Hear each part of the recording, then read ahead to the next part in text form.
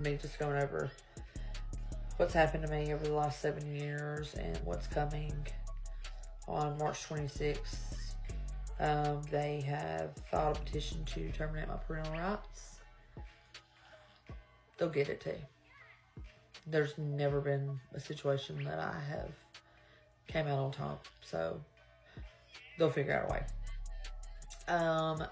So I said that I was going to go through each claim. I don't remember how many claims I said in the first video, but now I know for sure it's 27, which may have been what I said. I don't want to go back and rewatch it because it was hard to watch the first time. I thought that I could keep my emotions in check. It's impossible when you're talking about one of your children and all the injustice that you've had to deal with regarding that child. So they have been the ones that could talk and talk and talk and talk for 7 years while I've kept my mouth shut. Really kept my mouth shut. So now it's my turn. I don't have anything else to lose anymore, so I'm glad to be telling my side of the story. I don't know what was on the back of my wall, but I heard nothing. I don't know, maybe it's a shadow. No, it's on my phone. So, okay. I was like, what's on the wall? Yeah, it's on my phone. Alright. So obviously I wrote them all down because it's a lot to go through. And I want to stick to facts and facts only. No allegations, no accusations, no like opinions, because I'm doing whatever I possibly can do to make it impossible for defamation of character, which would be anyways, because you can only be sued for that if what you're saying or sharing with people is false. And anything that I say will be backed up by evidence. But for today's video, I'm only going to read the claim and kind of give you just a little bit of where I'm going to go with it. And it's going to be several parts because, like I said, it's 27 claims. And then after that, I'm going to go through each one and go into way more detail than what I'm going into today. So, let's get started. Claim number 1. On or about the 19th day of December 2018, the petitioner filed a petition to modify custody and visitation. Petitioner cited the mother was suffering from mental problems, alcoholism, and an attempt on November 25th, 2018. So 7 years ago. Whereas the mother of the minor child was found in her apartment unresponsive due to consuming a large amount of prescription meds and alcohol, and I'm not going to read the rest. My response. Yes, I attempted. I was in a really dark place, and you know what? My son wasn't even with me. But let's talk about why I was in that place. Maybe it was because every damn thing I did to be a mother to my son was blocked. Maybe it was because I was jumping through every hoop they put in front of me just to be met with another excuse to keep him from me. Maybe it was because no matter how many times I asked for help, no one did a damn thing. But here's the thing. Struggling does not make me unfit. It makes me human. And I did what I was supposed to do. I got help. I did over 2 years of therapy. I took accountability for my mental health, and I did everything they tell people to do when they hit rock bottom. And not only that, I went beyond what was required. I took drug tests every single week for almost 2 years. I never failed a single one. I've still to this day never failed a single one. But I'm a drug addict. I had a licensed therapist testify on my behalf. I had proof. I had documentation. I had everything to show that I was stable. But you know what they did? They ignored it. That's what they do for the next 7 years. Every time I had proof that for some reason somebody tried to call me, and this will be my 3rd time trying to do this section of it, and it's just muting. So I'm going to stop right here just to make sure it's not muting. It actually worked that time. So, claim number 2. On or about the 11th day of November 2020, an order was entered granting the petitioner sole physical custody of the minor child, with the parties sharing joint legal custody. I said that like that for a reason. You'll find out. Subject to the mother's right of visitation. My response: 2 damn years. That's how long it took for me to have my son to stay the night with me again. And not because I wasn't fit, not because I wasn't willing, but because every single time that I asked, every plea, every request, every beg, the answer was always the same: no. The previous order, it already said I could have overnight visits as long as they were supervised. So you would think that meant I would get to see my son, right? Wrong. Because what the hell does the court order mean when the people in control just do whatever they want anyways? I followed the rules. I did everything I was told to do. I asked, I complied, I waited. When I finally did get overnights back, it didn't feel like some kind of win or that justice had been served.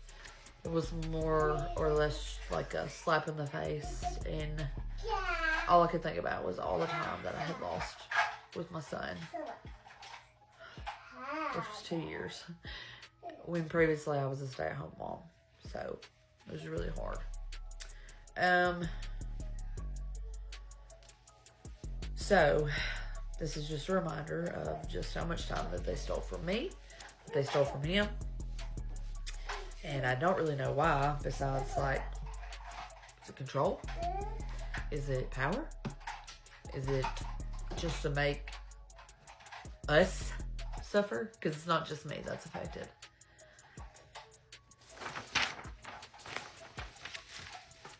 That's 2 claims.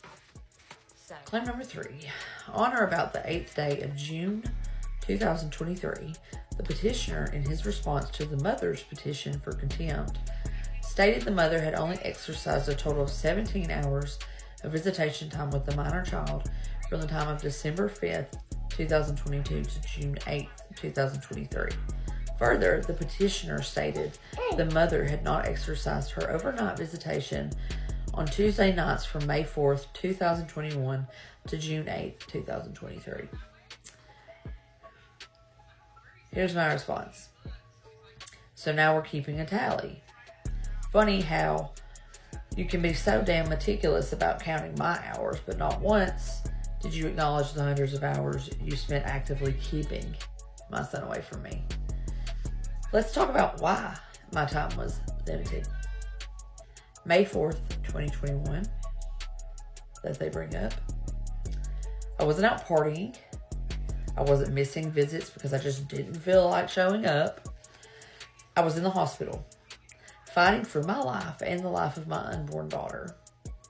2 days later, I was transferred to UAB Women's and Children's Hospital because she was diagnosed with hydrops fetalis, which is a condition with only a 10% survival rate. I wasn't just stuck in the hospital. I was living a nightmare. I did not know if my baby was even going to survive. And if she wasn't, did I need to start planning for a funeral? Even after she was born, we were in and out of the hospital for months. She was very fragile. And she needed me. But did they care? No. They couldn't even extend a fraction of basic human decency. Instead, every time I asked to see my son, it was excuse after excuse. He has sports late. It's too much on him. Maybe next week. Next week never came. But wait. Let's give them their gold star for bringing him to Birmingham one single time in 12 weeks for a 1-hour visit. I guess that was supposed to make them look like the reasonable ones, right? Like they were just so accommodating and making sure he got to see his mom. Please. That was nothing but performative bullshit. A little check mark for them to say, see, we tried.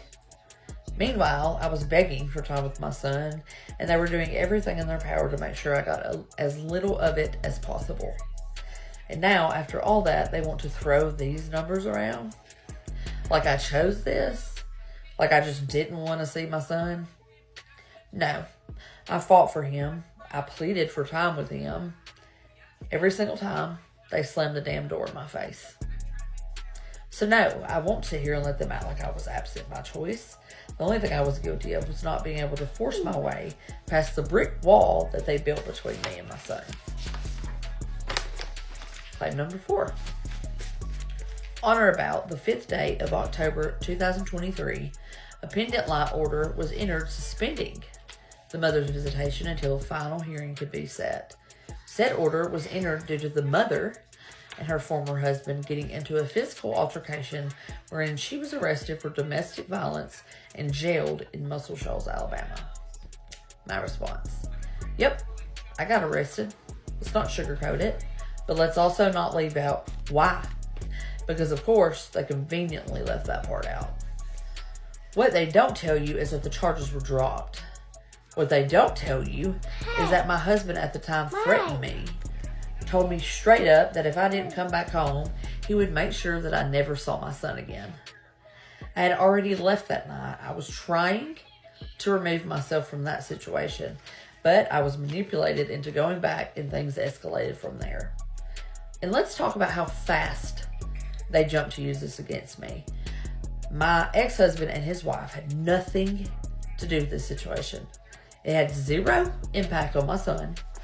He wasn't even here. But somehow they took one incident, one moment in time, and used it to rip away my visitation completely. Funny, isn't it? How they get to control the narrative. How they get to act like I was some kind of violent person when in reality, I was stuck in a toxic marriage, trying to figure out how the hell to get out without losing both of my children in the process. And yet, despite all of that, my ex-husband and I, the actual one that was involved in this altercation, not my son's dad and his wife who just loved to insert themselves into everything, him and I co-parent just fine now. We moved past it. We put our daughter first because that's what parents are supposed to do. Meanwhile, my son's dad and his wife, they don't move on, ever. They cling to any reason, any excuse, any opportunity to twist the knife deeper and deeper. Because this was never about that one night. This was just another opportunity to strip me of my rights. And they ran with it. Claim number 5.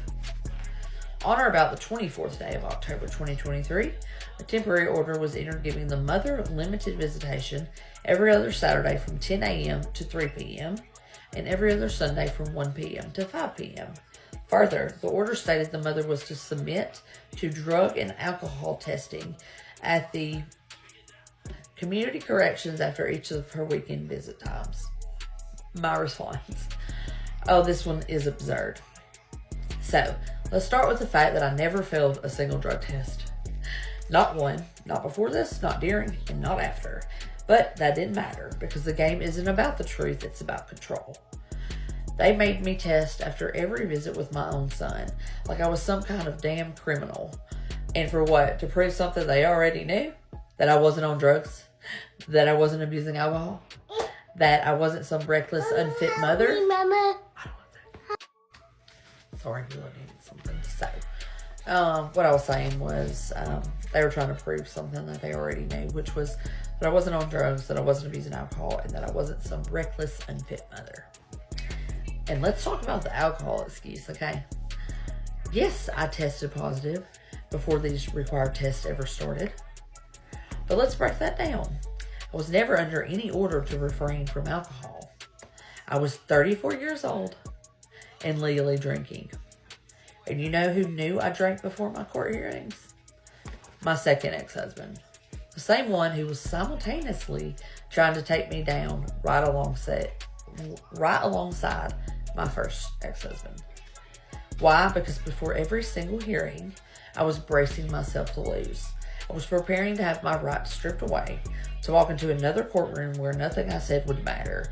And sometimes the only way I could sleep the night before was to have a drink. I wasn't drunk. I wasn't reckless. I was a mother waiting for the next punch to land. And the moment that they saw an alcohol positive test, they pounced. But here's where it gets even better. Not once in either of their original filings did either of them claim alcohol is what made me unfit.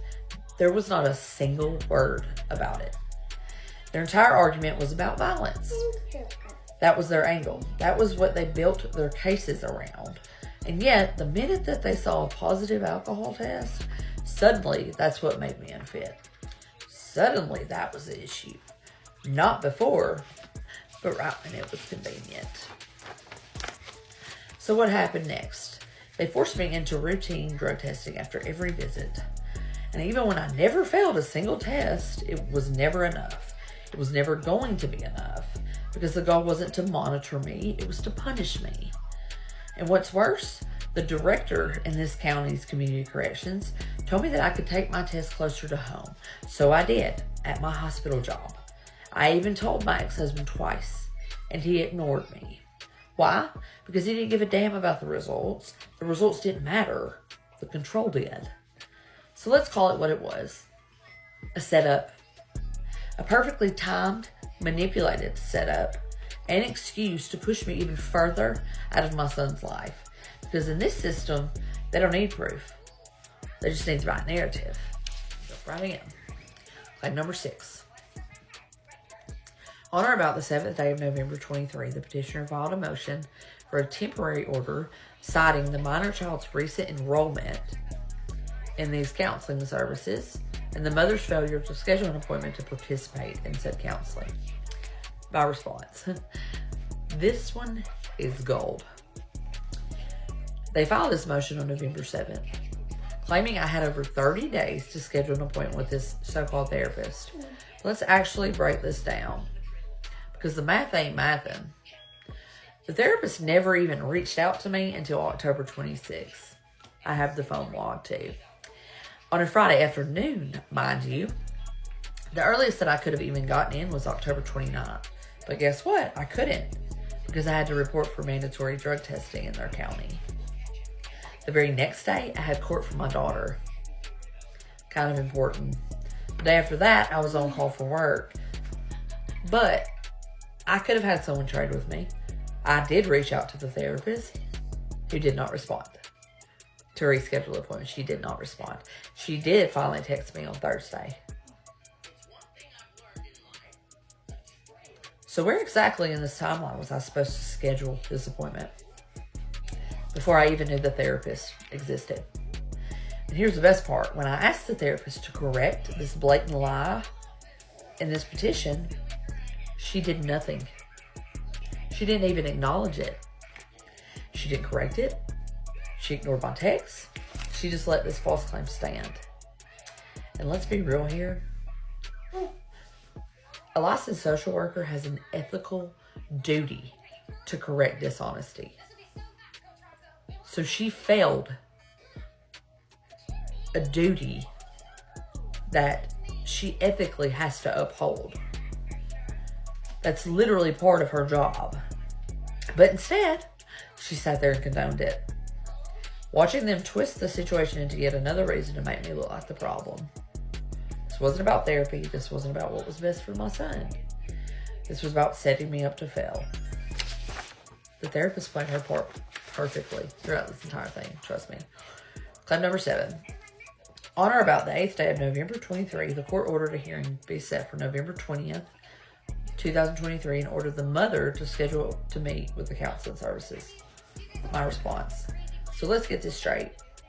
She never once acknowledged the blatant lie that I had avoided scheduling, but when it came time for me to be forced into an appointment, suddenly she was very available. How convenient. Then the court ordered me to see this therapist, violating my parental rights entirely. Let's make one thing clear. I never consented to her in the first place, but somehow that didn't matter. My ex and I shared joint legal custody. That means I should have had an equal say in my child's mental health care. But instead of acknowledging that, instead of addressing the actual issue, the focus was on this completely fabricated 30-day claim, because apparently I was now avoiding therapy just to punish my son. Are you kidding me? A licensed therapist, someone trained in identifying manipulation and coercion, sat there and watched as my role as a mother was ripped away piece by piece and said nothing. She ignored it. She went along with it. She helped with it. And yet I was the one being accused of harm. Tell me how that works. Tell me how a professional in family counseling, a so-called expert, looks at this situation and doesn't think, maybe this child's being coached. Maybe this mother's being set up. Maybe this entire situation isn't what they're claiming that it is. Because that's what a real therapist would have done. A real therapist would see a mother begging to be heard and realize that maybe, just maybe, she's not the villain. A real therapist would acknowledge the ethical violations happening in real time instead of sitting silently while a system destroys a parent-child relationship. A real therapist wouldn't just turn a blind eye when a mother is erased little by little from her child's life. But then again, that would actually require her to do her job, which she never mind. I'll keep that comment to myself. Claim number 8. On or about the 12th day of January 2024, the petitioner filed a motion for a temporary order citing the mother had contacted the counseling services and withdrew her consent to allow the minor child to attend counseling sessions. My response: yes, I withdrew my consent. And if I had the choice, I would do it again. I gave that therapist every chance to communicate with me. I was not difficult. I was not unreasonable. I sent her emails. I sent her text messages. I asked her direct questions. I tried to work with her. And what did she do? She ignored me over and over and over again. So tell me, how am I supposed to trust a therapist who won't even acknowledge me? How am I supposed to sit back and let someone like that be the one shaping my son's opinion of me? I wasn't about to just sit there and take it. The second that I stood up for myself, the second I said that enough is enough, suddenly I am the villain. No, I wasn't the villain. I was a mother who saw exactly what was happening, and I refused to play along. And let's talk about my lawyer. The second I mentioned withdrawing my consent from the therapist, she threatened to fire me if I did. As if that wasn't, she literally thought that that would scare me into some kind of compliance. It didn't. I told her to go ahead. I was done being intimidated by my ex-husband, by his wife, by his lawyer, by the judge, by my lawyer, by this counselor, by his teachers and his principal. I was done. I was done being intimidated. Done. So yeah, I stood in that courtroom alone. No attorney, no backup, no safety net. Just me fighting for my son against a system that was aiming to erase me. Do you see an unfit mother doing this? Do you see a mother who doesn't care doing this? Do you know how much courage it takes to go to court and represent yourself when you have no knowledge of law? And I studied it for weeks so that I didn't look like a complete idiot. I literally had to brace myself. I was shaking, like I was nervous. I didn't know if I was going to get in trouble if I said this or if I said that. An unfit mother and a mother that abandons her child does not do shit like that. They just don't. They say, F it. Go ahead, take them. I don't care. That's not what I did. Look at the facts. Anyways, I fought with literally everything that I had. Claim number 9. On or about the first day of February 2024, the petitioner filed a motion for a temporary order citing the mother had failed to comply with the October 24th, 2023 order by not submitting herself for drug and or alcohol testing at the Blank County Community Corrections. The petitioner requested the court to suspend all visitation with the mother. My response: I'm gonna tell you, my suspension was granted within 12 to 24 hours. I had no opportunity to fight my case, nothing. Okay. Failure to comply. Let's set the record straight. Took every single drug test. Every single time. The director of this county's community corrections told me that I could take them closer to home, so I did. I informed my ex-husband, not once, but twice. He ignored me, then conveniently, after his wife was barred from my property for harassment, this motion to suspend my visitation pops up, claiming I didn't take the test. Even when they accused me of failing for alcohol, I had nothing to hide. I was so confident I even offered to take a hair follicle test, but that didn't matter either. And let's not forget, alcohol wasn't even part of the original accusations to begin with. That only became the focus after my test allegedly showed it. This wasn't about compliance. This was the beginning of my total absence from my son's life. It was a calculated move meant to scare me into silence, to break me, to make me too afraid to fight back ever again. What they didn't count on was that I don't typically stop fighting. Claim number 10. On or about the 25th day of March 2024, the petitioner filed a motion for a temporary order citing the mother's continued failure to submit herself for drug and alcohol testing. So again, bringing up the same thing you brought up in the petition before, and this was at like a hearing. And her failure to have contact with the child through telephone calls. We'll address that later too, because I most certainly documented all of that too. Petitioner requested the court to continue the suspended visitation, citing that the therapist's recommendation that prior to the mother resuming unsupervised visitation, the mother and the child should do intensive counseling together.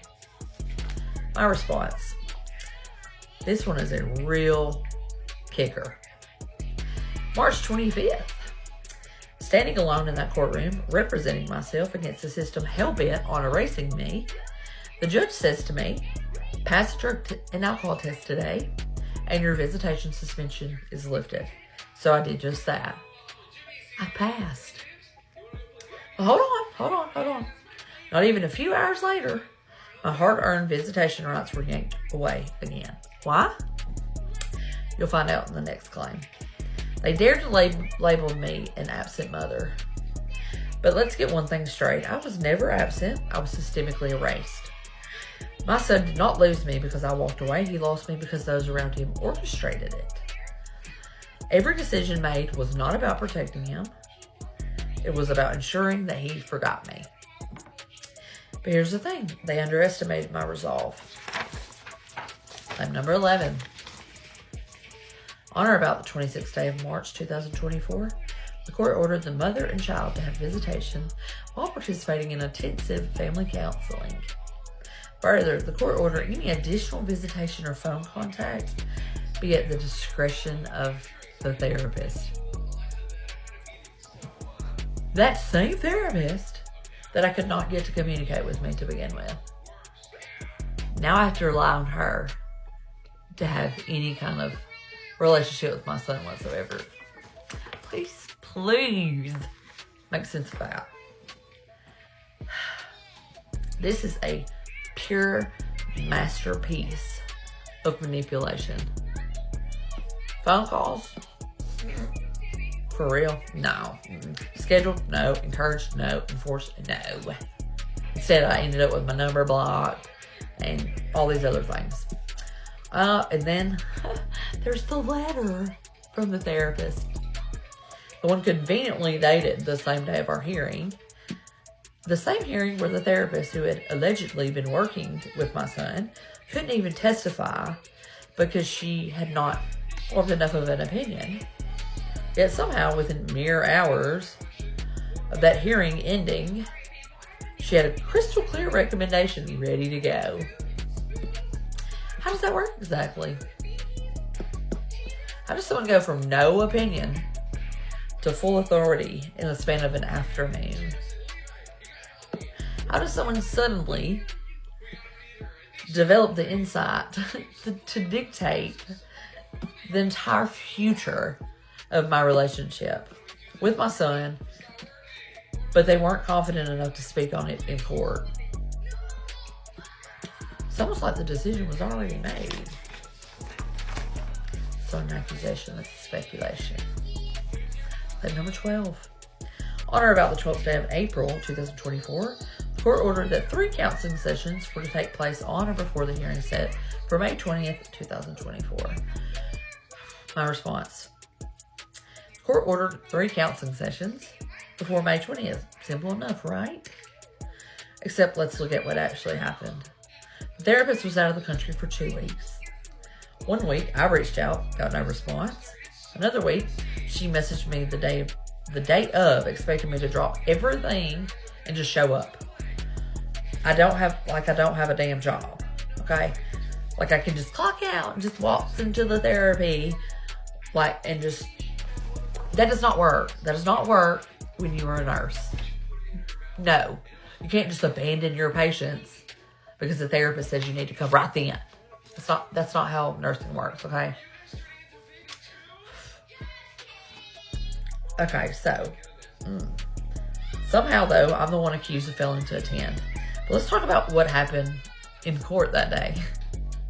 His wife, who wasn't even a damn party to the case, took it upon herself to run her mouth in front of the judge, making sure everyone knew that I didn't make it to the session. She wasn't on the stand. She wasn't under oath. But she sure as hell was speaking, wasn't she? Was she reprimanded for it? Of course not. Now let's flip that. If I had done the same thing, if I had sat in the courtroom and started yelling accusations across the room, you already know that I would have been shut down in seconds, been held in contempt, and probably would have went to jail. That's the game, though. Different rules for different players. Claim 13. On or about the 20th day of June 2024, the court ordered that the parties in the minor child were to continue these sessions and split the cost of the sessions. Final hearing was set for August 1st, 2024. My response. Oh, this one sounds so reasonable on paper, doesn't it? Keep doing therapy, split the cost. We'll all just work things out all of a sudden, right? No. Let's be real. The entire counseling process has already been a joke from the start. From the very beginning, it has been a effing joke. The therapist was inconsistent, unavailable, almost all of the time.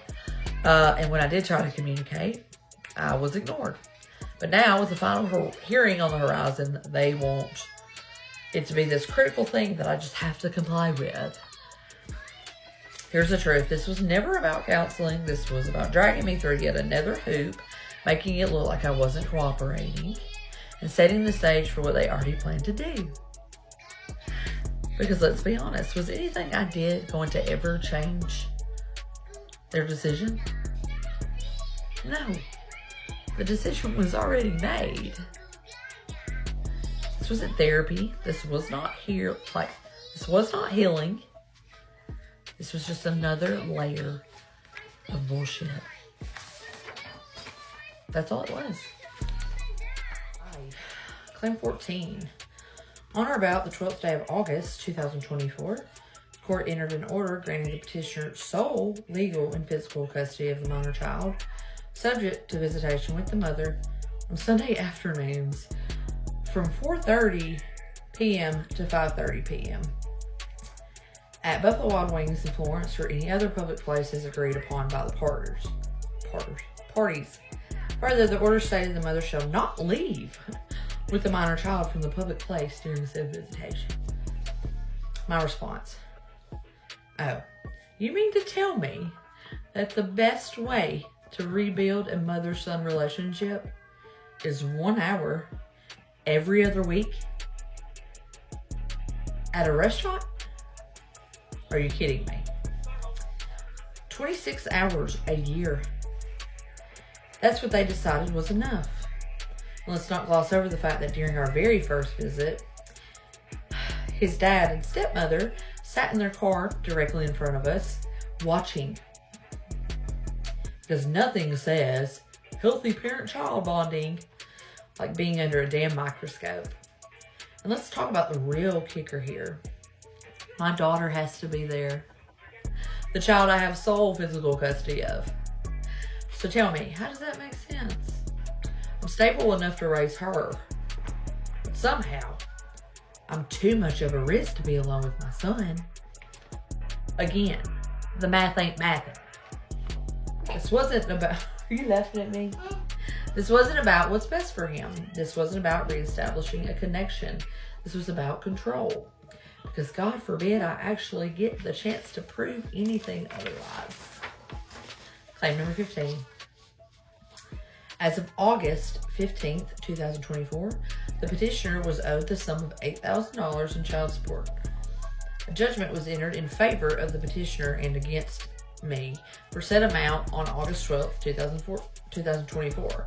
Further, this court ordered that the mother continue to make any and all current child support payments owed to the petitioner as the same become due and payable, with child support payments being in the amount of $300 per month. She has continued to not pay child support and child support owed to the petitioner. My response. Oh, so now I'm a deadbeat. That's the story they're running with? Let's talk about what actually happened. I agreed to the child support terms in our August hearing. I gave them everything that they needed. My employment information, my paycheck details, so they could just deduct it straight from my check. Seems simple enough, right? But somehow, it never got pulled out. And you know what? I didn't even realize it at first. Why? Because my insurance rates changed around the same time, and I assumed that's where the extra money was going. But guess what? I even have proof. Email exchanges between me and his lawyer, where I straight up asked about the backlog because I was worried that if they took it all at once, my daughter and I wouldn't be able to survive. Because unlike some people, I don't have the luxury of unlimited resources. Now, let's get real here. Child support isn't optional. I know that. I've never argued against that. What I am arguing about is that this whole situation wasn't just some intentional refusal on my part. But of course, they couldn't wait to paint it that way. Surprise, surprise. Let's not ignore the elephant in the room. Employers are legally required to withhold court-ordered child support. If they don't, even they can be held liable. So I didn't mind. Why did this mistake conveniently set me up to look like I was dodging my responsibility? Maybe it was just a clerical error. Or maybe, just like everything else in this entire case, it was one more perfectly timed move to make sure I look like the problem. Claim number 16. Petitioner would show that the mother has not visited with the minor child since on or about the 15th day of September 2024. My response. Now you want to paint me as the absentee mother. Let's set the record straight. The absence of visits was not by my choice. It was the inevitable result of a system designed to push me out of my son's life. Despite court orders, visitation was obstructed. Therapy sessions were inconsistently scheduled or outright denied. My concerns were ignored at every turn. When I did everything asked of me, more conditions would just be placed. When I met those, the goalposts moved again. What they fail to mention is that my absence is not a reflection of neglect, but of exhaustion, of being denied access, of being blamed for my son's pain, while having no power to help heal it. The truth is, I was set up to fail, and they made sure to document only the end result, never the countless obstacles that led to it. It's a classic case of parental alienation, where one parent systemically manipulates a child's perception to estrange them from the other parent.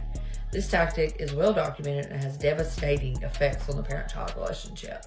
So, before they point fingers and label me as absence, let's talk about the systemic bias and deliberate actions that led to this point. My love for my son has never wavered. The system just kept finding new ways to keep us apart. Claim number 17. On or about the 15th day of September 2024, the petitioner would show that the mother has not visited with the minor child since that date. As pretty much the same thing. I don't know why I put that other twice, but my response to even that one is, they want to frame this as me walking away, as if I just stopped showing up. But the truth is, every step I took to see my son was met with an obstacle. Canceled sessions, ignored requests, last-minute changes I couldn't possibly accommodate as a working mother. I fought for my son at every turn. They controlled the narrative, controlled the access, controlled every single aspect of when and how I could see him. And when I had finally had enough of being treated like a stranger in my own child's life, they label it abandonment. They've been the only ones telling the story. Now everyone gets to hear both sides. Claim number 18. This is when it goes into the Alabama codes. Petitioner asserts that the child's mother is not able or willing to discharge her responsibilities to and for the child, or that the conduct or condition of the mother renders her unable to properly care for the child, and that the conduct or condition is unlikely to change in the foreseeable future. Alabama Code 12-15-319A. Explanation of the code. I wanted everyone to understand that. This is part of Alabama's juvenile and family law, specifically addressing the termination of parental rights. This section provides legal grounds for a court to terminate a parent's rights if it's determined that the parent is unable or unwilling to meet the child's needs, and that this condition is unlikely to improve. Key factors under the statute that a court considers include: 1. The parent's consistent failure to provide for the child's material needs, such as food, clothing, and medical care. I had him on my insurance. I fed him when he was here. I had clothing for him when he was here. Now, I did not pay child support, so there, you've got me, okay? 2nd, a history of substance abuse, mental health issues, or neglect that prevents proper caregiving. How is it that my daughter is thriving, but I'm so mentally unstable that I don't even get to see my son without supervision? Okay, number 3, a demonstrated lack of effort to maintain a relationship with the child. We'll get to that in future videos. And 4, a failure to adjust circumstances to provide a stable home environment. I've lived in this house for I'm going on 4 years.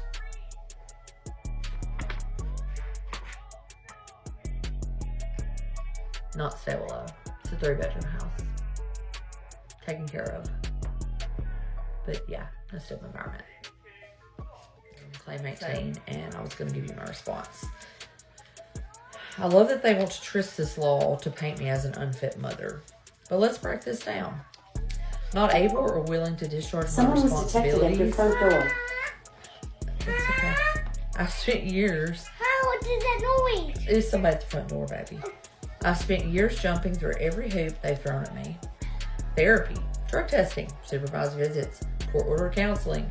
I've held a stable job. I've raised my daughter and fought tirelessly for my son despite every roadblock they have put in my way. Unlikely to change in the foreseeable future? I did change. I did everything that they asked and more. I took every test, attended every session that I was allowed, and followed every court order, even when it was designed to make me fail. They're using this law as a weapon, not to protect my child, but to erase me from his life. This law is meant to protect children from true neglect and danger, not to justify alienating a loving mother who's fought at every turn to be there for their child.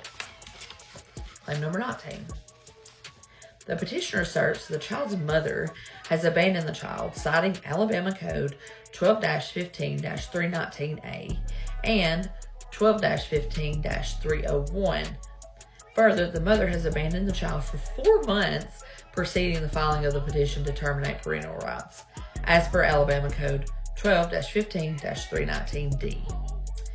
Here's the explanation of these codes, okay? Alabama Code 12-15-319A. This statute provides grounds for the termination of parental rights, specifically when a parent has abandoned the child. Alabama Code 12-15-301. This section defines abandonment as a voluntary and intentional relinquishment of custody by a parent, or withholding presence, care, love, protection, maintenance, or the opportunity for the display of I don't know what that word is, filial affection without good cause or excuse. And Alabama Code 12-15-319D. This subsection establishes a rebutable presumption of a parent's inability or unwillingness to act as a parent if abandonment continues for a period of 4 months preceding the filing of the petition to terminate parental rights. My response: abandonment. Again, let's get real. I didn't walk away from my son. You pushed me away. Every attempt I made to be in his life was met with resistance, manipulation, and outright obstruction. Under Alabama law, abandonment means a voluntary and intentional decision to give up parental duties without a good reason. But my situation was far from voluntary. I was up against a system and individuals hell-bent on cutting me out of my son's life. Those so-called 4 months of abandonment, they weren't about me choosing to be absent. They were about enforced separation, ignored communications, and a relentless campaign to paint me as unfit. I didn't abandon my son. I was forced out, marginalized, and left with no real way to keep our bond strong. Calling this abandonment isn't just twisting the law, it's a slap in the face to the loving commitment I have always had for my child. Claim number 20.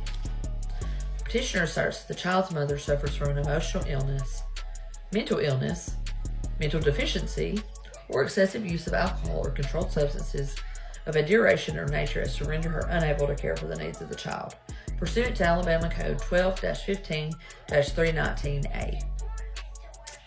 Explanation of this code is this statute provides grounds for the termination of parental rights in Alabama.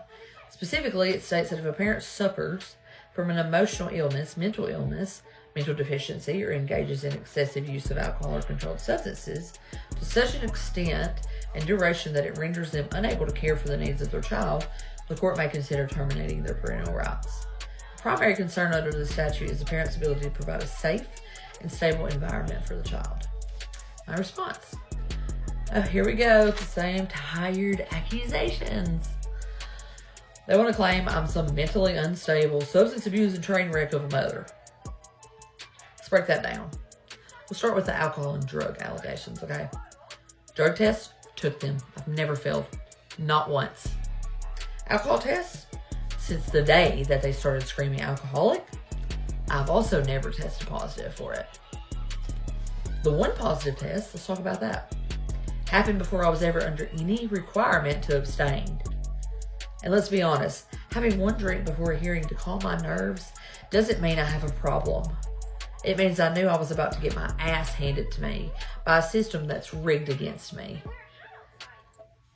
Next, mental health instability. Depression and ADHD is what I have. I've got them. So do a lot of other people. That would eliminate a ton of parents. You know what I don't have, though? Is unmanaged mental illness. I see a psychiatrist. I take my medications. I haven't had a thought since 2019, which, funny enough, was before they even started throwing these accusations around. Okay. Also, when I say that I take my meds, I'm not on, because they've tried to say this too, antipsychotics and all this other stuff. No, I'm on an antidepressant and a stimulant for my ADHD. And that's not really anyone's business, but when I say that I have nothing to hide, I have nothing to hide. I am not ashamed of anything that has happened to me. Nothing. I stand in my truth, and I will always stand in my truth. If you find it in your heart to judge me because of my truth, that is your perception, not mine. So, professional stability, okay. I've held management positions in nursing for close to 10 years. I've been responsible for running entire surgical rooms in the past and hospital floors, but I'm unfit to parent my son. Make that make sense to me. Oh, well, let's talk about custody too. If I'm so unstable, explain how I was awarded sole physical custody of my daughter. My second ex-husband, the same one who tried to align with my son's father to build a case against me, still lost against me. So what's the deciding factor here? Oh yeah, that my daughter wasn't being used as a pawn. My son is, though. Let's talk about parental alienation 101. They want to act like I was a problem when the real issue was clear as day. My son's father and his wife have been playing the long game, slowly turning him against me, stripping away my role in his life until they could claim that I wasn't there at all. They don't want to talk about the ignored calls, the withheld visits, coached narratives. They want to act like I abandoned my child, when in reality they built every damn roadblock that led to this moment. This whole claim is bullshit. I've done everything to prove my stability, professionally, mentally, and emotionally. But they don't care about the truth, like I've already stated. They care about making me look unfit so that they can erase me. And if they think that I'm just going to let them get away with it, they've lost their damn minds. All right, episode 2, part 7. Claim 21. Petitioner asserts that the mother has failed to provide for the material needs of the child when able to do so, pursuant to Alabama Code 12-15-319A9. Explanation of this code. Specifically, it states that a parent's rights may be terminated if they have failed to provide for the material needs of the child or to pay a reasonable portion of the child's support, when financially able to do so. The law emphasizes the parent's responsibility to contribute to the child's financial well-being, considering their ability to pay. My response. Oh, I was behind. I was way behind too. I'm not going to sit here and act like I wasn't. But let's not twist this into something it's not. I wasn't dodging my responsibility. I wasn't refusing to pay. I was just drowning in legal fees, forced therapy, mandatory drug tests, and still trying to keep my own household afloat as a single parent with sole custody of my daughter. Here is what actually happened. In August 2024, I sat in that courtroom and agreed to pay. Not just that, I made it foolproof. I handed over all my employment information to have child support automatically garnished from my paycheck so that it was out of my hands and there was no risk of missing a payment. I knew I was behind and I knew I had to catch up. That's why I went the extra mile to make sure those payments would be taken directly. And you know what proves I knew? The emails I sent to his attorney immediately after our hearing asking about the backlog of payments, because I needed to know how much they were planning to take out of my check at once. I was trying to plan ahead so that I could still provide for my daughter and myself. But here's the problem. It never got set up. The system that was supposed to automatically deduct child support from my check, they never processed it. I had no idea. So months later, they come back around screaming, "She's not paying." Like I was out here avoiding it on purpose, when in reality, I had already taken every step necessary to make sure that it was handled. Now, let's also be honest about something. They do not need my money. But this is also not about financial hardship for them. It's about control. It's about having another weapon to use against me. It's about pushing the narrative that I don't care about my son when in reality I most certainly do. I have done everything I could just to survive while trying to fight this losing battle. Let's not forget another courtroom looked at me and decided I was perfectly fit to have sole custody of my daughter. So funny, in one case I'm stable and responsible enough to be a primary caregiver, but in the other I'm painted as some irresponsible deadbeat who just doesn't want to pay child support. So tell me, whose fault is this really? I'm not talking about how behind I am, but the fact that none of these have been paid since August 24. I did exactly what I was supposed to do, I turned in all of my information. I prepared for my wages to be garnished. I even followed up with her attorney because I wanted to make sure I didn't wake up one day with my entire paycheck locked out. So tell me, how is it my fault that they did not follow through? Claim number 22. What are you doing? Oh, okay. The petitioner asserts that the mother has failed to maintain regular visitation with the minor child. Oh, it's a minion. Like daddy's. Pursuant to Alabama Code 12-15-319 A10. This states that a parent's rights may be terminated if they have failed to maintain regular visits with their child in accordance with a plan devised by the Department of Human Resources or any public or licensed private child care agency and agreed to by the parent. The law emphasizes the importance of consistent parental involvement in the child's life. 1 hour every 2 weeks? Yeah, that's so consistent. Are you effing kidding me? My response. They love this one. They really, really do. She didn't maintain visitation. Well, let's talk about why. For years, I did everything I could to see him. I followed the schedule. I showed up. I tried. That didn't mean a damn thing because every time I turned around, there was another excuse, another delay, and another reason why I couldn't see him.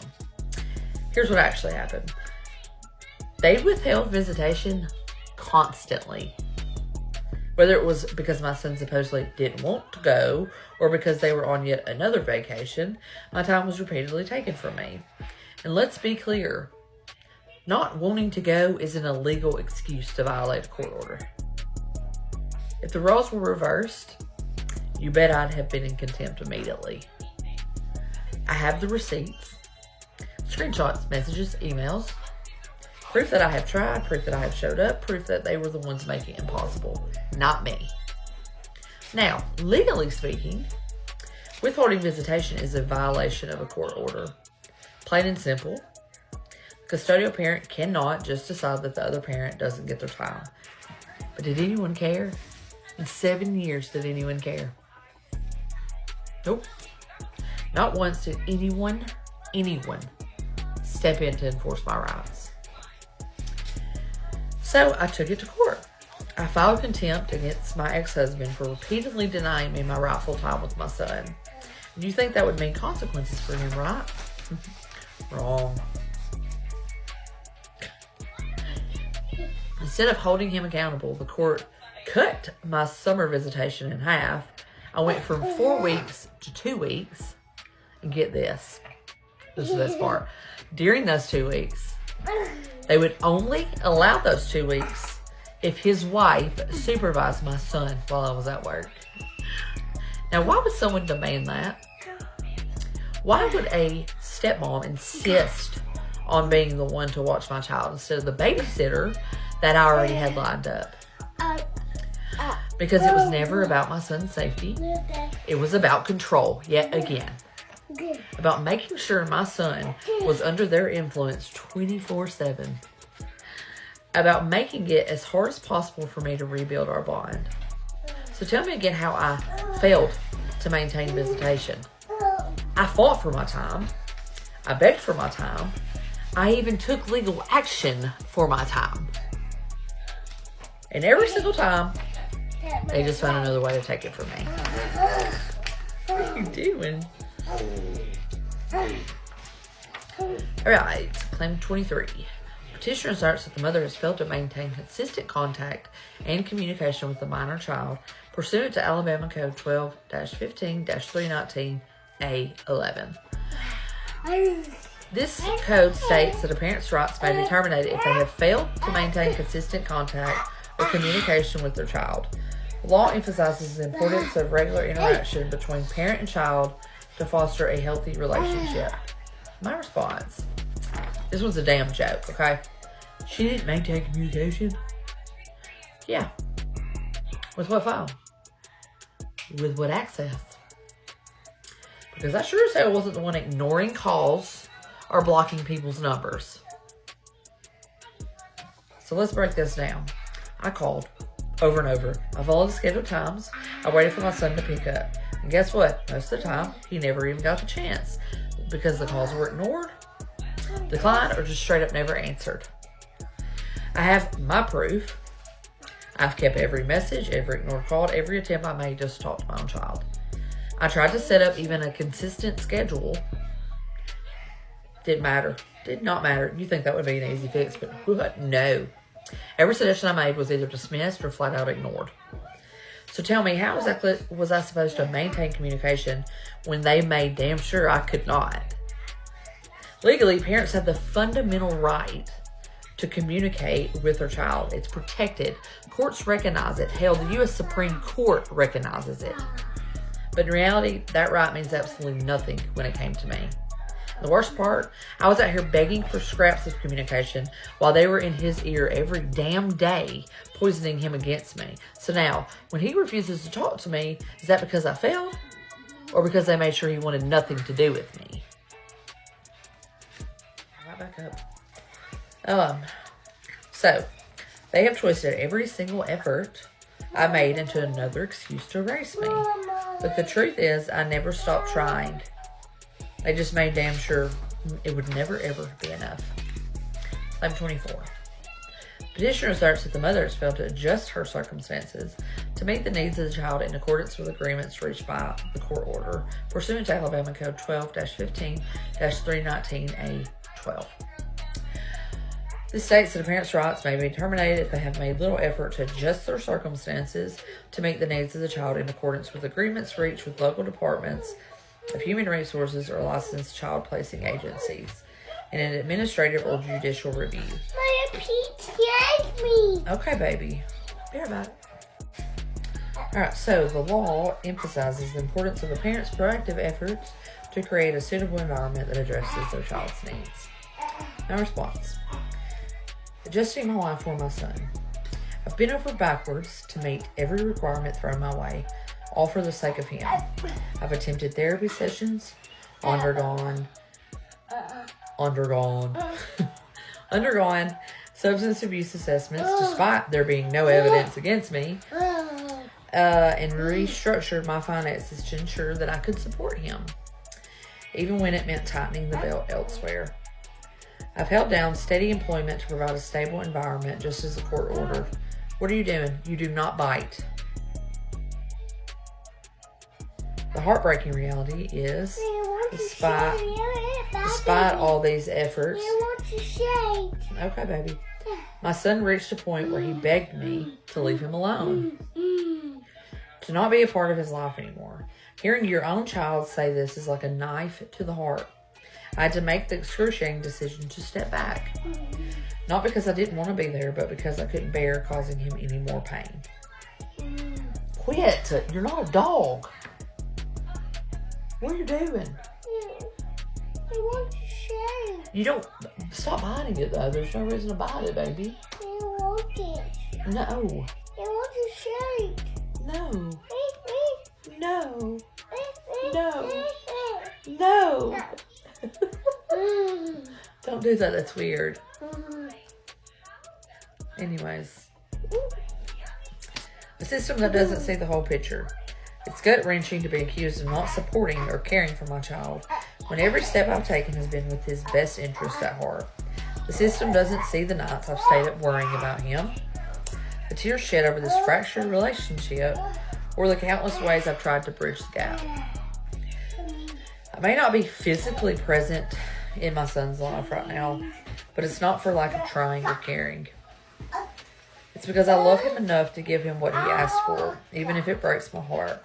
To say that I'm not supporting or caring for him is to overlook the painful reality of a mother respecting her child's wishes, no matter how much it hurts. Claim 25. Petitioner asserts that the mother is currently unable and will not be able to, in the foreseeable future, to provide a fit and suitable home for the minor child, nor provide for his future support, care, or education.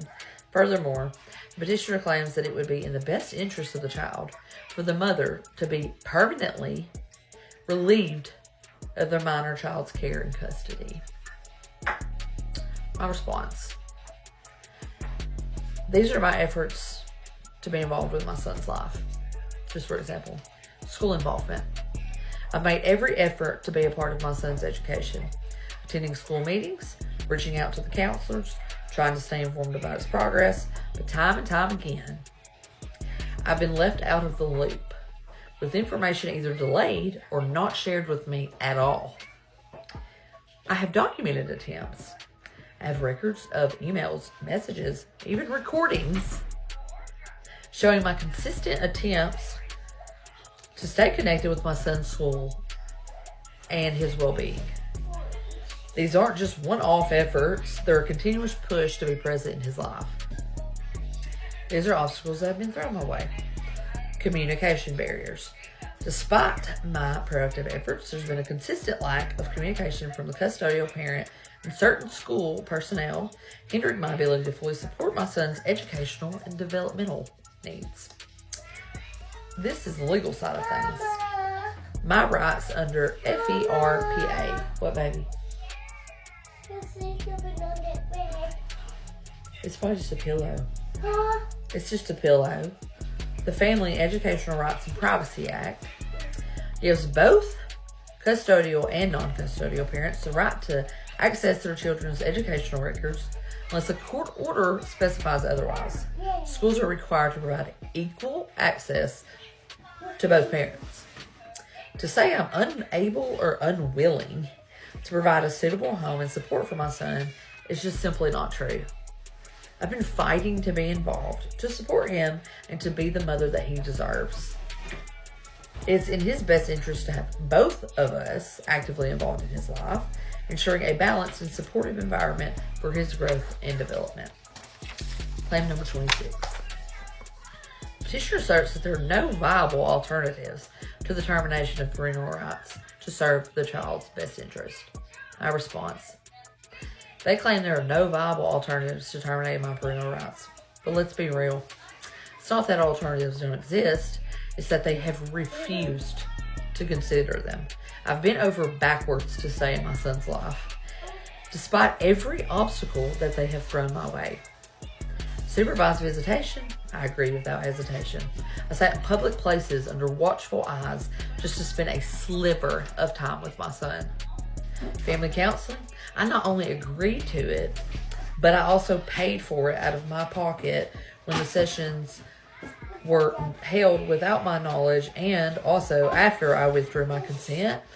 And I will say, because I know they'll come at me with this too, is I at first refused to pay for any part of his because I withdrew my consent. I am not putting money in that therapist's pockets when I think she's terrible at her job. But either way, the court ordered that I pay half of it eventually. So, of course, I have to. And I'm going to, because it's my son. But can you imagine how it feels to pay a therapist that you withdrew consent from and who's has full authority over whether you have a relationship with your son or not now, even though you've had communication issues with her from the get-go? This doesn't raise a red flag, this doesn't nothing. People cannot say that I have not tried. It does not matter what anyone else thinks. I don't even care. I don't care what they say, what they share, nothing. The amount of pride I had to swallow on a daily basis battling these two is unheard of. Most people, I promise, most people would not have lasted this long. So, like I said, I've tried family counseling. I've tried consistent contact. I've tried school involvement. I've tried all of the things that I could possibly try. So, we need to just cut all the nonsense here. It's not that there were no alternatives. It's that every alternative was blocked, ignored, or twisted to push me further away. Now they want out like the termination of my parental rights is the only option left. Last claim. I'm afraid this will not take a while, but the petitioner asserts that it is in the child's best interest for the parental rights of the minor child's mother be terminated. My ninth and final part of episode 2, where I just whatever, claim number 27, which is pretty much just saying that the petitioner believes that I should have all parental rights terminated. I wrote what I wanted to say down, but I think it would just be better if I spoke straight from the heart. I'm still getting over a sickness day, so I'm like steadily losing my voice because I've talked way too much today.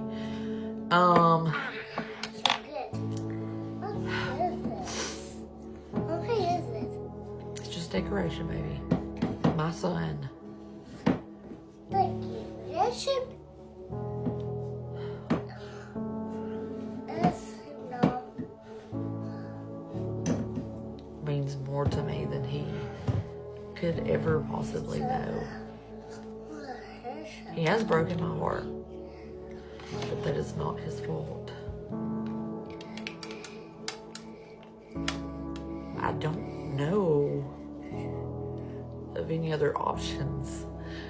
I've ran completely out of resources, solutions, money, energy, time, mental capacity, but more than anything, Mom, open it. I have no hope. Mom, please shut up. I have no hope left. I already know that they're going to find a way to terminate my rights. And it's not going to make any sense, just like nothing ever has.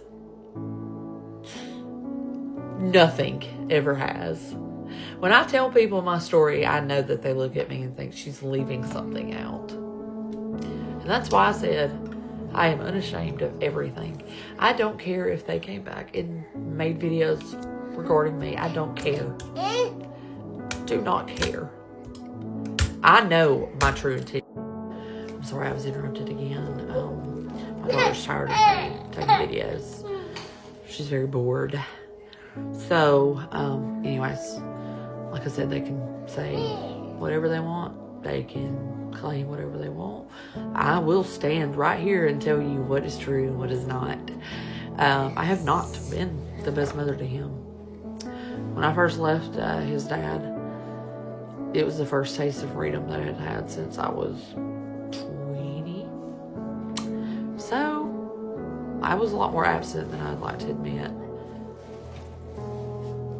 But I know for the last few years, especially since Willow has been born, I have tried everything possible to ensure that he's in her life and in my own. I've even tried to have FaceTime calls between the two of them, but I'm told that he is so mentally affected by hearing my voice or seeing me that he can't FaceTime his little sister. So then I suggested that he FaceTime her while he's with my second ex-husband. And like I said, him and I get along, which is fine, but why is it that he's allowed to see my son, but I'm not? And why is it that my son has never acted like he's just absolutely repulsed by me? That happened when I called the cops on his stepmom. Because unfortunately, he did have to witness it, but they would not leave me alone. They would not stop. They called my job. They called everyone at my job. They told people I was a drug addict. I have never, ever had any issue with drugs. Said I was an alcoholic. I will say that I have been like a binge type alcoholic in the past. I most certainly have been. But it has never been around my children. Stop hitting that. It's never been around my children or put them in any kind of danger. I've never drove drunk. I've never, nothing. But even at the time that they did accuse me of alcoholism, I was not an alcoholic. or even binge drinking. And actually, that was about the worst time of my entire life. And I couldn't have even one drink. Do you think I cared? No. If it meant that I was going to lose my son if I had a drink to calm my nerves, I was not going to have that drink. And even though I did not have that drink, do you think it affected anything? Do you think it changed anything? No. So I guess what to say in this last video is that I don't know what else to do. I do not know what else to do. I have tried to leave them alone in hopes that they would leave me alone, but they just won't stop fucking with me. Like, they will not leave me alone. They cannot stand the fact that I am over here still happy and still standing, although my son is no longer a part of my life. Because I have no other choice. I am tired of living with anger and sadness and all of these things. My daughter deserves more than that from me. That is the biggest reason why I've had to do what I have had to do. Because my daughter deserves the best version of me, and she cannot get it with me living like this. What, baby? Anyways, I'm just going to wrap it up right there because she is getting really, really tired and really, really moody, and I'm going to spend a little bit more time with her before I have to put her to bed. So, thank you so much if you have watched all of these. Thank you so much if you've only watched this one. It doesn't matter. I don't care if anyone watches them. This has been very therapeutic for me to get out in the open. Even like I said, if no one ever watches it, I'm still getting it off my chest, and I've never, ever been able to get it off my chest. So, thank you for everyone's support. Please just keep us in your prayers and thoughts. We are going to get through this. We are going to get through this.